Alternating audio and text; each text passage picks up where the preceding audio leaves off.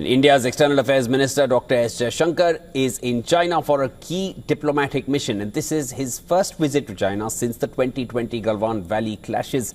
Jaishankar, along with other foreign ministers of the Shanghai Cooperation Organization, the SCO, they met the Chinese President Xi Jinping in Beijing. Now, Talking about it, Jaishankar said that he briefed President Xi Jinping on recent progress in the India-China ties and conveyed warm greetings from President Draupadi Murmu and Prime Minister Narendra Modi. Earlier, the minister held bilateral talks with his Chinese counterpart Wang Yi. The two sides discussed ways to strengthen cooperation and resolve ongoing challenges. External Affairs Minister Jaishankar stressed that the relationship must be built on mutual respect, mutual interest and mutual sensitivity.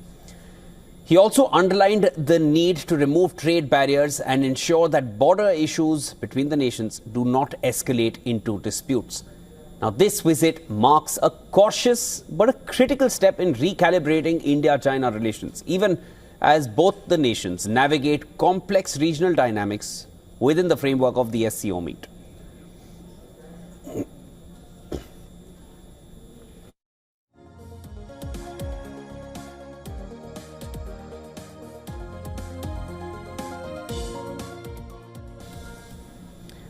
All right, there's more to unpack in this. Siddhant Sibal, our assistant editor for Foreign Affairs, has sent us this report to understand better. India's External Affairs Minister Dr. S. Jaishankar earlier today called on the Chinese President Xi Jinping. Call on is seen important, especially at a time when India and China are moving towards normalization of the relationship, a process that started last year when the Indian Prime Minister Narendra Modi and the Chinese President Xi Jinping met on the sidelines of the BRICS Kazan summit. Now, essentially, both sides are working towards resumption of people-to-people relationship. As part of it, we saw the resumption of the Kailash Mansarovar Yatra earlier this year. Direct flight connectivity, also sharing of the water data when it comes to the shared rivers between India and China as well.